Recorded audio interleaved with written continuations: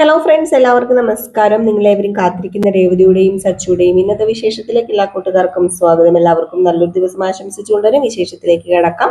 ആരെങ്കിലും ആദ്യമായിട്ട് കാണുന്നുണ്ടെങ്കിൽ ഒന്ന് സബ്സ്ക്രൈബ് ചെയ്ത് വെച്ചോളൂ. നമ്മുടെ വീഡിയോ ഇഷ്ടപ്പെടുന്നവർ ഒരു ലൈക്ക്, ഒരു ഹൈപ്പ് അടിച്ചിട്ട് കാണാൻ വേണ്ടി ശ്രമിക്കുക കേട്ടോ. അപ്പൊ നേരെ വിശേഷത്തിലേക്ക് തന്നെ പോവുകയാണ്. അപ്പൊ തുടങ്ങുമ്പോൾ തന്നെ കാണിക്കുന്നത് ശാന്തമീ രാത്രിയിൽ വാദ്യഘോഷാദികൾ കൊണ്ടുപോവാം. ആ പാട്ടൊക്കെ പാടി ഗുണ്ടകൾ അവിടെ പാത്രമൊക്കെ ഇങ്ങനെ കൂട്ടിയിരിക്കുകയാണ്. നമ്മുടെ സഹി കെട്ട് വന്ന് നോക്കിയപ്പോഴത്തേക്ക് ഇതാ ഇരിക്കുന്നു 3-4 പേര്. അത് നമ്മുടെ സച്ചി തല്ലി ചതച്ച കൂട്ടങ്ങള്. അപ്പൊ പെട്ടെന്ന് സച്ചി ഇവരെ കണ്ടിട്ട് അവരല്ലേ എന്ന്. അപ്പൊ രേവതി പെട്ടെന്ന് ഇറങ്ങി വന്നിട്ട് അതേ സച്ചേട്ടാ വെറുതെ വിട്, നമുക്ക് ഈ കേസ് പിടിക്കണ്ട, അവരെന്തെങ്കിലും കാണിക്കട്ടെ. ഓഹോ, അങ്ങനെ പറഞ്ഞാൽ എങ്ങനെയാ ശരിയാവുന്നത്? ഇവൻ മനഃപൂർവ്വം ചെയ്യുന്ന പണിയല്ലേ ഇത്, നമ്മളെ ഉറക്കാതിരിക്കാൻ വേണ്ടി. അപ്പൊ രണ്ടെണ്ണം പറയണം, എന്റെ പൊന്നു സച്ചേട്ടാ, ഇത് നമ്മുടെ സ്ഥലമല്ല, സച്ചേട്ടാ വീട്ടിൽ സച്ചേട്ടാ. എന്തൊക്കെയാണെങ്കിലും എനിക്ക് പറഞ്ഞേ പറ്റത്തുള്ളൂ എന്ന് പറഞ്ഞ് നേരെ അങ്ങോട്ടേക്ക് ചെന്നിട്ട്, അതെ ചേട്ടന്മാരെന്തിനാ ഈ രാത്രി ഇവിടെ കിടന്ന് കുട്ടുന്നത്? അതെ, ഞങ്ങൾക്കൊന്ന് ഉറങ്ങണമായിരുന്നു, പ്ലീസ് ഇതൊന്ന് നിർത്തിയിട്ട് നിങ്ങൾക്ക് പോയി കിടന്ന് ഉറങ്ങിക്കൂടെ എന്ന് ചോദിച്ചപ്പോഴത്തേക്കും, അയ്യോ ഇത് നിങ്ങൾക്ക് വലിയ ഡിസ്റ്റർബൻസ് ആയെങ്കിൽ ഓക്കെ, ഞങ്ങൾ പൊക്കോളാം, ഇനി പാടില്ല കേട്ടോ ചേട്ടാ എന്ന് പറഞ്ഞപ്പോഴത്തേക്കും നമ്മുടെ സച്ചി ഓക്കെ ആയിക്കോട്ടെ എന്ന് പറഞ്ഞ് തിരിഞ്ഞപ്പോഴത്തേക്കും വീണ്ടും ഓമാര് പാടുക, ശാന്തമീ രാത്രിയിൽ വാദ്യഘോഷാദികൾ കൊണ്ടുവാ എന്ന് പറഞ്ഞു ഭയങ്കര പാട്ട്. അപ്പോഴത്തേക്കും നമ്മുടെ സച്ചിയുടെ കൈയൊക്കെ രണ്ടും സച്ചി അങ്ങോട്ട് മുറുക്കി അങ്ങോട്ട് പിടിച്ച് ചുരുട്ടി കയറ്റി. എന്തിനാണ് ഇവന്മാർക്കോട്ട് കൊടുക്കാൻ? രേവതി പറഞ്ഞു, പ്ലീസ് സച്ചേട്ടാ, വെറുതെ ഒരു പ്രശ്നം ഉണ്ടാക്കരുത്, ഞാൻ കാല് പിടിച്ച് പറയാ, എന്റെ പൊന്നു സച്ചേട്ടാ, ഇത് നമ്മുടെ സ്ഥലമല്ല, ഇത് നമ്മുടെ ഏരിയ അല്ല, സച്ചേട്ടൻ അതൊന്ന് മനസ്സിലാക്കുക. സച്ചേട്ടാ വേണ്ട സച്ചേട്ടാ. അപ്പൊ നീ ഇവരെ കണ്ടിട്ട് നീ അകത്ത് വന്ന് എന്നോടെന്താ പറയാതിരുന്നത്? അത് പിന്നെ വേറൊന്നും കൊണ്ടല്ല, മനഃപൂർവ്വം പറയാത്തത്. എന്തിനാ വെറുതെ പ്രശ്നം ഉണ്ടാക്കുന്നത്? അതോർത്തിട്ട് പറയാത്ത പ്ലീസ് സച്ചേട്ടന്റെ കാല് ഞാൻ പിടിക്കാം, ബാ എന്നും പറഞ്ഞുകൊണ്ട് ഇന്നും നമ്മുടെ സച്ചിനെ വിളിച്ചുകൊണ്ട് രേവതി അകത്തേക്ക് കയറി പോവുകയാണ് കേട്ടോ. ഏതായാലും ഒരു വിധത്തിൽ കൊണ്ടുപോയി വാതിൽ ലോക്ക് ചെയ്തിട്ട് സച്ചേട്ടാ അവരെ മടുക്കുമ്പം അവർ നിർത്തിയിട്ട് പൊക്കോളൂ, നമുക്ക് കിടന്നുറങ്ങാന്നും പറഞ്ഞ് നേരെ ബെഡിൽ പിടിച്ചിരുത്തി. അപ്പോഴത്തേക്ക് സച്ചിയുടെ മുഖം ഇങ്ങനെ വീർത്ത് കെട്ടിയൊക്കെ ഇരിക്കുകയാണ്. അപ്പം രേവതി പറഞ്ഞു, എന്താ സച്ചേട്ടാ, നേരത്തെ റൂമിൽ നിന്ന് ഇറങ്ങിയ ആളല്ലല്ലോ ഇപ്പൊ അകത്ത് കയറി വന്നിരിക്കുന്നത്, ഇതെന്നെ മുഖമൊക്കെ ഇങ്ങനെ ഇരിക്കുന്നത്, ഒന്ന് സന്തോഷത്തോടു കൂടി ഒന്ന് ചിരിച്ചേ, അല്ല നേരത്തെ ചിരിച്ച ഒരു റൊമാൻറ്റിക് ചിരി അതൊക്കെ പോയോ? ആ മൂടൊന്നും ഇനി ഇല്ലേ എന്നൊക്കെ പറഞ്ഞപ്പോഴത്തേക്ക് സച്ചി, അത് പിന്നെ അത് പിന്നെ അപ്പൊ കിടക്കാം എന്നൊക്കെ പറഞ്ഞിട്ട് അവര് കയറി ഇങ്ങനെ കിടക്കാണ്. അപ്പോഴത്തേക്കാണ് നമ്മുടെ ബാലചന്ദ്രൻ ഞെട്ടി എണീക്കുന്നത്. ബാലചന്ദ്രൻ എന്തോ സ്വപ്നം കണ്ടിട്ട് വല്ലാത്ത അസ്വസ്ഥതയെ. ബാലചന്ദ്രൻ ഇങ്ങനെ ഞെട്ടി എണീറ്റിട്ട്, അയ്യോ അവർക്ക് എന്തെങ്കിലും പറ്റി കാണുമോ എന്റെ മക്കള് എന്ന് പറഞ്ഞിട്ട് നേരെ സച്ചിനെ ഫോൺ വിളിക്കാം. അങ്ങനെ ഫോണൊക്കെ ഡയൽ ചെയ്ത് വിളിക്കുന്നു. നേരെ ഫോൺ വിളിച്ചപ്പോഴത്തേക്ക് സച്ചി, എന്താ ചേ ഇപ്പൊ ആദ്യരാത്രിക്ക്? അത് പിന്നെ മോനെ, നിങ്ങൾക്ക് പ്രശ്നമൊന്നും ഇല്ലല്ലോ അല്ലേ? ഞങ്ങൾക്ക് എന്ത് പ്രശ്നം? ഇവിടെ ഒരു പ്രശ്നമില്ല. അല്ല, ആരെങ്കിലും നിങ്ങൾ ഉപദ്രവിക്കാനായിട്ട്, അതെ ആര് ഉപദ്രവിക്കാൻ വന്നാലും അവരെ ക്ഷമ കൊണ്ട് തോൽപ്പിക്കുക ചെയ്യേണ്ടത്, അല്ലാതെ നീ തല്ലി തോൽപ്പിക്കാനോ പ്രശ്നം ഉണ്ടാക്കാനോ നിൽക്കരുത്. അറിയാലോ സച്ചി, നീ ഇവിടെ എത്തുന്നത് വരെ എൻ്റെ മനസ്സിന്, എൻ്റെ ഈ ചങ്കിൽ തീയ ആഴത്തിൽ ആഴത്തിൽ കത്തുന്ന തീയ്, അത് നീ ഒന്ന് മനസ്സിലാക്കിക്കോന്ന് ഇപ്പൊ എന്റെ അച്ഛൻ ഞാൻ പറയുന്ന കേക്ക്, അച്ഛൻ കയറി കിടക്കാൻ നോക്കിയേ, ഇവിടെ യാതൊരു കുഴപ്പമില്ല, അച്ഛനിപ്പോ എന്താ പറ്റിയത്?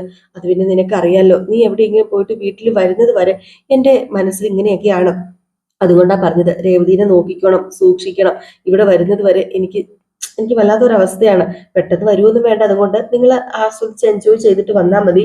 ഇങ്ങോട്ട് ആരെങ്കിലും എന്തെങ്കിലും പ്രശ്നത്തിന് വന്നാൽ പോലും നീ അങ്ങോട്ട് പോകാൻ നിൽക്കരുത് എന്നിങ്ങനെ നമ്മുടെ രവീന്ദ്രൻ പറഞ്ഞിട്ട് ഫോൺ കട്ട് ചെയ്തപ്പോഴത്തേക്കോ, ഈ അച്ഛൻ എങ്ങനെ ഇതൊക്കെ മനസ്സിലായത്? ഇങ്ങനെ വെറുതെ ഇങ്ങനെ പറഞ്ഞപ്പോഴത്തേക്ക് രേവതി പറഞ്ഞു, അതൊക്കെ മനസ്സിലാവുന്നേ, അച്ഛന് നമ്മളോട് സ്നേഹം ഉള്ളത് കൊണ്ടേ. അച്ഛന് പെട്ടെന്ന് നമുക്ക് എന്തെങ്കിലുമൊക്കെ സംഭവിക്കാൻ പോവാന്നൊക്കെ അറിഞ്ഞാൽ മനസ്സിലാവും.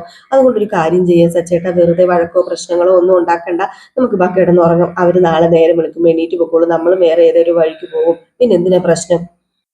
പിന്നെ കാണിക്കുന്നത് നേരം വെളുത്ത് ചന്ദ്രോദയമാണ് കേട്ടോ. അപ്പൊ ചന്ദ്രോദയത്ത് നമ്മുടെ ചന്ദ്ര ഇങ്ങനെ ചായയൊക്കെ കുടിച്ച് പത്രമൊക്കെ വായിച്ചുകൊണ്ടിരിക്കുകയാണ്.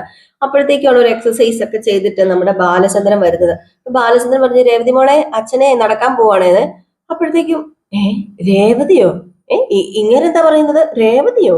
അയ്യോ മറന്നുപോയി, ഞാൻ ആ കാര്യം വിട്ടുപോയി, ഞാനോർത്ത് രേവതി ഇവിടെ ഉണ്ടെന്ന്. രേവതി ഇവിടെ ഇല്ലല്ലോ അല്ലെ? അപ്പൊ ചന്ദ്രൻ, ഞാൻ പോയിട്ട് വരാം. അപ്പോഴത്തേക്ക് ചന്ദ്രൻ പറഞ്ഞു, നിക്ക്, ഞാനൊരു കാര്യം ചോദിക്കട്ടെ, ഇതുപോലെ എന്നും എന്നോട് പറഞ്ഞിട്ട് പോയാൽ എന്താ?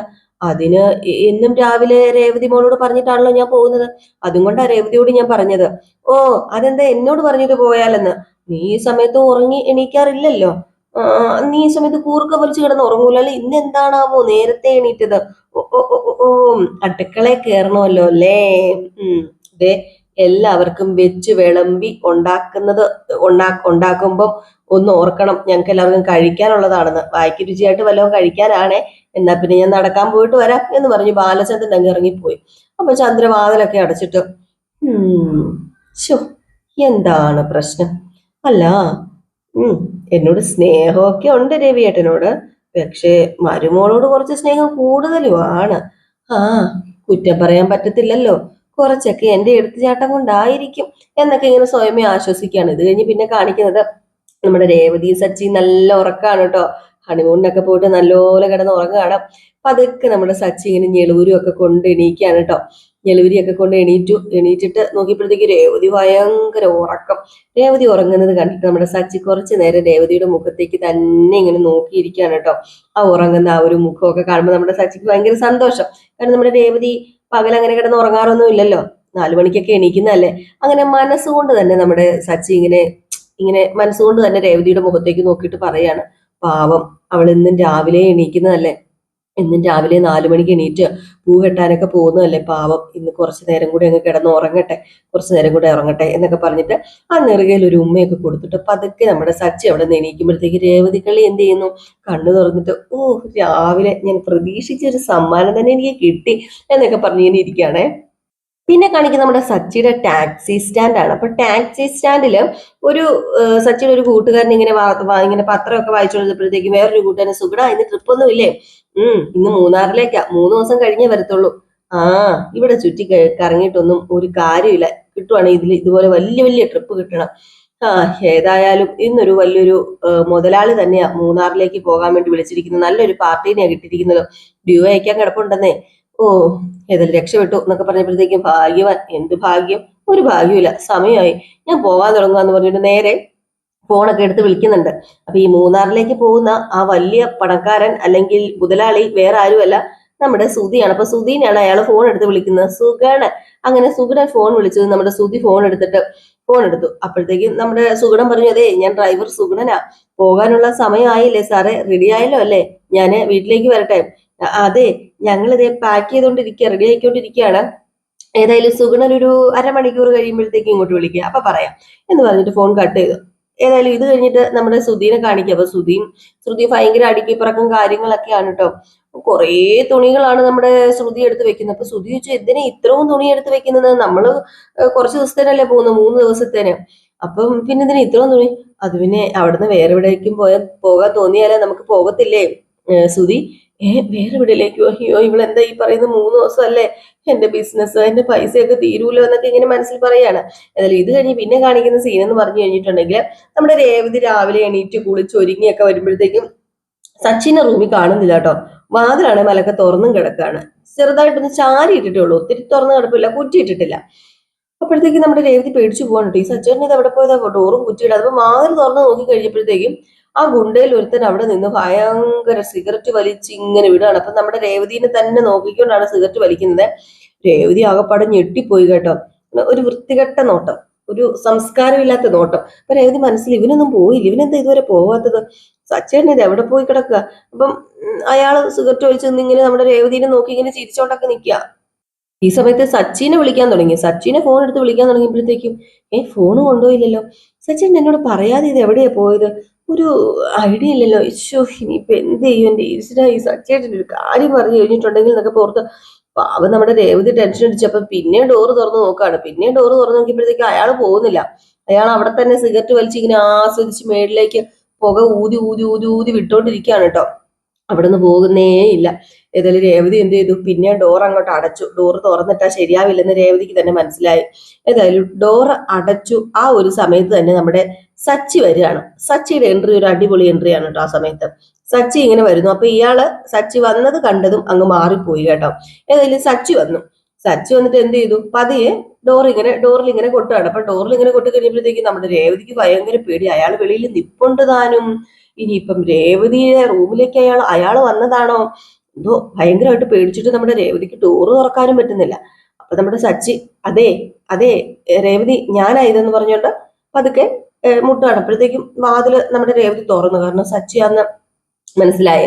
അങ്ങനെ വാതിൽ തുറന്നപ്പോഴത്തേക്കും രേവതി ചോദിച്ചു, ഇത് എവിടെ പോയി ഇതാട്ടെ പൊന്ന് സച്ചേട്ടാ, ഇത് എവിടെയെങ്കിലും പോകൂടെ, പറഞ്ഞിട്ട് പൊക്കൂടെ, മനുഷ്യനെ പേടിപ്പിക്കാനായിട്ട്. ദേ ഇത് അറിയാത്ത സ്ഥലമാണെന്ന് അറിയത്തില്ലേ, എന്നെ ഇവിടെ ഒറ്റയ്ക്കിട്ടിട്ട് എന്തിനാ പോയത്? ഷോ രേവതി, ഞാൻ ചായ കുടിക്കാൻ വേണ്ടി താഴെ അല്ല, ചായ മേടിക്കാൻ വേണ്ടി താഴെ പോയതാ. അവിടെ അവരോട് ഞാൻ വിളിച്ചു പറഞ്ഞു ഇങ്ങോട്ടേക്ക് വരാനായിട്ട്. അപ്പൊ ടൈം കഴിഞ്ഞു പോയെന്ന് തോന്നുന്നു. അതുകൊണ്ട് ചായ മേടിക്കാൻ വേണ്ടി ഞാൻ താഴേക്ക് പോയതാ. എന്ത് ചായ മേടിക്കാന്? ചായ മേടിക്കാനാണെങ്കിൽ ഞാൻ കുളിച്ചിട്ട് വരുന്നവരെ സച്ചേട്ടൻ ഒന്ന് വെയിറ്റ് ചെയ്തില്ലായിരുന്നു. ഇത് കണ്ടോ, ലോക്ക് പോലും ഇടാതെ സച്ചേട്ടൻ ഇവിടുന്ന് പോയത്. അറിയാലോ, ആരെങ്കിലും അകത്തേക്ക് കയറി വന്ന് എന്തെങ്കിലും എടുത്തോണ്ട് പോയാൽ എന്ത് ചെയ്യും സച്ചേട്ടാ? അത് പിന്നെ അങ്ങനെയൊക്കെ അങ്ങനെയൊക്കെ ഉണ്ട്. ദേ ഒരു കാര്യം ഞാൻ പറഞ്ഞേക്കാം, പോകുന്നവരെ എന്നെ വിട്ട് എന്റെ അടുത്തുനിന്ന് മാറി നിൽക്കാൻ പാടില്ല. അതിന് ഞാൻ ദൂരെ എവിടെയും പോയില്ലല്ലോ, ഇവിടെ അടുത്ത് തന്നെ ഉണ്ടായിരുന്നല്ലോ. എന്തായാലും എന്നെ ഇവിടെ തനിച്ചാക്കി പോയത് ശരിയായില്ല, അത് മാത്രം എനിക്ക് പറയാനുള്ളത്. അറിയാലോ സച്ചേട്ടാ, ആ തെമ്മാടിക്കൂട്ടങ്ങളൊക്കെ ഇവിടെ ഉണ്ടെന്ന്. ആ, അതെനിക്കറിയാം. അല്ല, ആ തെമ്മാടിക്കൂട്ടത്തിൽ ഒരുവൻ പുറത്തുണ്ട്. അവന് ഇവിടെ വന്നിരുന്നോ? നിന്നോട് എന്തെങ്കിലും പറഞ്ഞിരുന്നോ? അത് പിന്നെ എന്നോട് എന്നോടൊന്നും പറഞ്ഞില്ല. ഇനി അവനെ പിടിച്ച് അടിക്കാൻ പോവുകയാണോ? എന്റെ പൊന്ന് സച്ചേട്ടാ, ഇവിടുന്ന് പോകുന്നവര് സമാധാനമില്ല. അല്ല, എന്തോ പ്രശ്നമുണ്ടല്ലോ, എന്താ പ്രശ്നം? പറ, എന്താ പ്രശ്നം? പറയാനാ പറഞ്ഞ്. അയ്യോ, ഒരു പ്രശ്നമില്ല, അവരങ്ങനെ ഒന്നും ചെയ്തിട്ടുമില്ല, അവര് വന്നിട്ടുമില്ല. ഞാനൊരു കാര്യം പറയാം, എന്റെ പൊന്ന് സച്ചേട്ട് ഇനി ഇങ്ങനെ ചെയ്യാതിരുന്നാ മതി. ഞാൻ പറഞ്ഞല്ലോ, എന്നെ ഇട്ടേച്ച് ഇനി പോവാതിരുന്നാ മതി. അത് പിന്നെ സോറി രേവതി, നീ പേടിച്ചു പോയോ? പേടിച്ചു പോയെങ്കിൽ സോറി. ചെറുതായിട്ട് ഞാൻ പേടിച്ചു പോയി. ദേ ഇനി വീട്ടിലെത്തുന്നത് വരെ ഈ കൈവിട്ട് ഞാൻ എങ്ങോട്ടേക്കും പോകത്തില്ല. ആ ഉറപ്പ് ഞാൻ തരാം. പോരെ നിനക്ക്? മതി. എന്നാ ബാ, നമുക്ക് ചായ കുടിക്കാം എന്ന് പറഞ്ഞ് നമ്മുടെ രേവതിനെ വിളിച്ചപ്പോഴത്തേക്ക് രേവതി സച്ചിനെ ഇങ്ങനെ കെട്ടിപ്പിടിക്കാണ് കേട്ടോ. കെട്ടിപ്പിടിച്ചോണ്ട് നിൽക്കുന്ന ഒരു സീനാണ് കാണിക്കുന്നത്. പിന്നെ കാണിക്കുന്ന സീൻ എന്ന് പറഞ്ഞാൽ നമ്മുടെ ചന്ദ്രോദയത്ത് ശ്രുതിയും കൂടി പോകാനായിട്ടുള്ള തയ്യാറെടുപ്പിലാണ്. അപ്പോഴത്തേക്കും ചന്ദ്രയ്ക്ക് പെട്ടെന്നൊരു വയറുവേദന. അവിടെ കിടന്ന് അങ്ങോട്ട് കാറി കൂവി വിളിക്കുകയാണ്, അയ്യോ അമ്മേ, എനിക്ക് വയ്യായേ, എന്റെ വയറേ എന്നും പറഞ്ഞു ഭയങ്കര ഒച്ചത്തിൽ കാറുക. അപ്പോഴത്തേക്കും നമ്മുടെ ശ്രുതി, അല്ല ആന്റിയുടെ കരച്ചിലാണല്ലോ കേൾക്കുന്നത് ശ്രുതി. അതെ അതെ അതെ, അമ്മയാണല്ലോ കരയുന്നത്. അമ്മയ്ക്ക് ഇതെന്താ പറ്റിയത്? അയ്യോ പാവ എന്റെ അമ്മ, 2-3 ദിവസം എന്നെ കാണാൻ പറ്റില്ലല്ലോ, അത് ആലോചിച്ച് വിഷമിച്ച് കരയായിരിക്കും എന്ന് പറഞ്ഞ് ശ്രുതി അങ്ങോട്ടേക്ക് ചെന്നു. പുറകെ ശ്രുതിയും ചെന്നു. അമ്മേ അമ്മേ അമ്മേ, അമ്മയ്ക്ക് എന്താ അമ്മേ പറ്റിയത്? കരയല്ലേ അമ്മേ, ഞങ്ങള് വിദേശത്തേക്കൊന്നും അല്ലല്ലോ പോകുന്നത്. 3 ദിവസം കഴിഞ്ഞ് ഞാൻ ഇങ്ങ് തിരിച്ചു വരില്ലേ, അമ്മ ഇങ്ങനെ വിഷമിച്ച് കരയല്ലേ. അത് പിന്നെ എനിക്ക് സഹിക്കാൻ പറ്റുന്നില്ല. എന്തൊരു വേദനയാ. വേദനയോ? എന്ത് വേദന? ഏ ആ, മനോവേദനയല്ലേ? അമ്മയ്ക്ക് മനോവേദനയല്ലേ ഞാനിവിടെ ഇല്ലാത്തതിന്റെ? എന്റെ പൊന്നെ, എനിക്ക് സഹിക്കുന്നില്ലേ, എനിക്ക് വയറുവേദനിക്കുവാടാ പൊട്ട, എനിക്ക് സഹിക്കാൻ പറ്റുന്നില്ല, നല്ല വയറുവേദനയാ. വയറുവേദനയോ? എന്റെ അമ്മയ്ക്കോ? അപ്പൊ അമ്മ വയറുവേദന എടുത്തിട്ടാ കരയുന്നത്? അപ്പോഴത്തേക്ക് നമ്മുടെ ശ്രുതി, വിചാരിച്ചതുപോലെ തന്നെ എല്ലാം തള്ളയുടെ ഒടുക്കത്തെ പ്ലാനിങ് ആണെന്ന് മനസ്സിലായി. ശ്രുതിയാണെങ്കിൽ അമ്മയ്ക്ക് എന്താ അമ്മ പെട്ടെന്ന് ഇങ്ങനെ? അമ്മ പുറത്തുനിന്ന് അങ്ങോട്ട് ഫുഡ് കഴിച്ചായിരുന്നു? ഇല്ല, ഞാൻ ഇവിടുന്ന് പോലും ഒന്നും കഴിച്ചിട്ടില്ല. ഇവിടുത്തെ ഫുഡ് ആന്റി അല്ലേ ഉണ്ടാക്കിയത്, പിന്നെ എങ്ങനെയാ ആന്റി കഴിക്കുന്നത്? അപ്പോഴത്തേക്ക് ശ്രുതി വന്ന്, നീ ഒന്നും മിണ്ടാതിരിക്കുക, അമ്മ വേദന കൊണ്ട് പൊളയാ. അപ്പോഴാണ് നിന്റെ ഒരു തമാശ. ഞാൻ തമാശിച്ചൊന്നുമല്ല, ഞാൻ ഒരു സത്യം പറഞ്ഞല്ലേ. അപ്പൊ വീണ്ടും ചന്ദ്ര, അയ്യോ എന്റെ വയറേ വയ്യേ, എനിക്ക് വയ്യേ. അല്ല അമ്മയ്ക്ക് എന്താ പറ്റിയത്? പെട്ടെന്ന് വേദന വന്നത്, അറിയത്തില്ല എന്താണെന്ന്. അല്ല എന്നാ പിന്നെ നമുക്കൊരു കാര്യം ചെയ്യാം, ഹോസ്പിറ്റലിൽ പോകാം. ഹോസ്പിറ്റലിൽ പോയിട്ട് നമുക്ക് ഡോക്ടറിനെ കാണാം. വേണ്ട വേണ്ട, അതൊന്നും വേണ്ട, ഡോക്ടറെ കാണാനൊന്നും ഒന്നും ചെയ്യാവത്തൊന്നുമില്ല. നിങ്ങൾ പോകാൻ തീരുമാനിച്ചിറങ്ങിയതല്ലേ, നിങ്ങൾ പോയിക്കോ. എനിക്കറിയാം എന്റെ സുതിമോന് പോകാൻ മനസ്സില്ലെന്ന്, എങ്കിലും പൊക്കോ. എന്റെ അമ്മേനെ വിട്ടിട്ട് ഞാൻ ഇവിടുന്ന് പോകാനോ? ഇല്ലില്ല, എന്റെ അമ്മേനെ വിട്ടിട്ട് ഞാൻ പോകത്തില്ല. നമ്മൾ ശ്രുതി പറഞ്ഞു, അത് പിന്നെ ഗ്യാസ് ആയിരിക്കും, കുറച്ച് കഴിയുമ്പോൾ വേദന മാറിക്കോളും, ആഞ്ചി പൊക്കോളാൻ പറഞ്ഞില്ലേ, ബാ ശ്രുതി നമുക്ക് പോകാം. അപ്പോഴത്തേക്ക് നമ്മുടെ ശ്രുതിയാണെങ്കിൽ, അമ്മ വേദന കൊണ്ട് പൊളയുന്നത് കണ്ടില്ലേ, അത് കണ്ടിട്ട് ഞാൻ ഇവിടുന്ന് പോകാനോ? എന്നെ കൊണ്ട് പറ്റത്തില്ല. അമ്മേ എണീക്കമ്മേ, ബാ അമ്മേ ഹോസ്പിറ്റലിലേക്ക് പോവാം. വേണ്ട, ഹോസ്പിറ്റലിലേക്ക് പോകണ്ട, ഹോസ്പിറ്റലിലേക്ക് പോകാൻ ഞാനില്ല. ഹോസ്പിറ്റലിലേക്ക് ഞാൻ പോയാൽ ഈ അവസ്ഥയില് അവരെന്നെ അഡ്മിറ്റ് ചെയ്യും. അഡ്മിറ്റ് ചെയ്യട്ടെ, അതിനിപ്പോ എന്താ പ്രശ്നം ഇരിക്കുന്നത്? അയ്യോ എനിക്ക് വയ്യ ഹോസ്പിറ്റലിൽ പോയി കിടക്കാൻ, ഞാൻ എങ്ങും വരുന്നില്ല, എങ്ങോട്ടും വരുന്നില്ല. എന്നാ പിന്നെ ഞാൻ ഡോക്ടറോട് അഡ്മിറ്റ് ചെയ്യണ്ടെന്ന് പറയും, നമുക്ക് ജസ്റ്റ് ഡോക്ടറിനെ കണ്ടിട്ട് വരാലോ. ബാ എണീക്കമ്മേ, ബാ നമുക്ക് പോയി ഡോക്ടറിനെ കാണാം. ഞാൻ പറഞ്ഞില്ലേ ഞാനൊന്നും വരുന്നില്ലെന്ന്. എനിക്ക് വേണ്ട, എനിക്ക് ഡോക്ടറിനെ കാണണ്ട. അപ്പോഴത്തേക്ക് നമ്മുടെ ശ്രുതി ചോദിച്ചു, ശ്രുതി ഇനിയിപ്പോ എന്താ ചെയ്യുക? അത് പിന്നെ അമ്മ ഇങ്ങനെ കിടക്കുന്ന കണ്ടപ്പോ മനസമാധാനത്തോടെ എങ്ങനെയാ ടൂറിന് പോകുന്നത്? അവിടെ പോയാൽ തന്നെ നമുക്ക് എൻജോയ് ചെയ്യാൻ പറ്റുമോ? ഇല്ലല്ലോ. അതിനേക്കാൾ നല്ലത് പോകാതിരിക്കുന്നതല്ലേ. അയ്യോ സുധി, നമ്മൾ പോകാൻ വേണ്ടി ഇറങ്ങിയതല്ലേ, പ്ലാൻ ചെയ്തതല്ലേ, കുറച്ച് ലേറ്റ് ആയാലും പോയേ പറ്റൂ. അപ്പോഴത്തേക്ക് വീണ്ടും നമ്മുടെ ചന്ദ്രയുടെ ഒച്ച കൂടും, അമ്മേ അയ്യോ എന്ന് പറഞ്ഞോണ്ട്. അപ്പോഴത്തേക്കും ശ്രുതി പറഞ്ഞു നമുക്ക് വയറുവേദനയുടെ മെഡിസിനെ മെഡിക്കൽ സ്റ്റോറിൽ പോയി മേടിച്ചാലോ. അപ്പൊ ചന്ദ്ര പറഞ്ഞു വേണ്ട വേണ്ട, എനിക്ക് മെഡിസിൻ ഒന്നും വേണ്ട. അപ്പൊ ശ്രുതി പറഞ്ഞു വേദന കുറയണ്ടേ? ആ, വേദന കുറയണം, പക്ഷെ മെഡിസിൻ എനിക്ക് വേണ്ട. അപ്പോഴത്തേക്ക് നമ്മുടെ ശ്രുതി പറഞ്ഞു അല്ല ശ്രുതി, നമ്മളെ ആ സുഗണിനെ വിളിച്ച് പറയണ്ടേ കുറച്ച് ലേറ്റ് ആവുന്നു, ഞാൻ ഏതായാലും വിളിച്ചു പറഞ്ഞിട്ട് വരാന്ന് പറഞ്ഞ് ശ്രുതി അങ്ങോട്ടേക്ക് പോയിട്ടോ. ചന്ദ്രയാണെ അടവും കളിച്ചുകൊണ്ട് ഇങ്ങനെ കിടക്കുകയാണ്. ഏതായാലും ഈ സമയത്ത് സുഗുണനെയൊക്കെ വിളിച്ചിട്ട് നമ്മുടെ ശ്രുതി വന്നു. ശ്രുതി വന്നിട്ട് പറഞ്ഞു അതെ അമ്മ വേദന സഹിച്ച് ഇച്ചിരി നേരം കിടക്കും, പെട്ടെന്ന് വേദന കുറയാനുള്ള മരുന്ന് ഞാൻ മെഡിക്കൽ സ്റ്റോറിൽ പോയി മേടിച്ചുകൊണ്ട് വരാം, അമ്മ വെയിറ്റ് ചെയ്യ എന്ന് പറഞ്ഞിട്ട് നമ്മുടെ ശ്രുതി അങ്ങോട്ട് പോയി. ശ്രുതിയാണെങ്കിൽ തള്ളയുടെ കള്ളോ അഭിനയം കണ്ടില്ലേ, പോകാതിരിക്കാൻ വേണ്ടി പഠിച്ച പണി 18 നോക്കുവോ, മുട്ടിഞ്ഞു പോവുള്ളൂ എന്നും പറഞ്ഞുകൊണ്ട്. ഏതായാലും ഈ ഒരു സീൻ കാണിച്ചിട്ടാട്ടോ ഇന്നത്തെ വിശേഷം അവസാനിക്കുന്നത്. അപ്പൊ എല്ലാവരും കാത്തിരിക്കുക അടുത്ത വിശേഷത്തിനായിട്ട്. അടുത്ത വിശേഷവുമായിട്ട് വരെ ലൈക്ക് ചെയ്യാനും ഹൈപ്പ് ചെയ്യാനും മറക്കരുത്.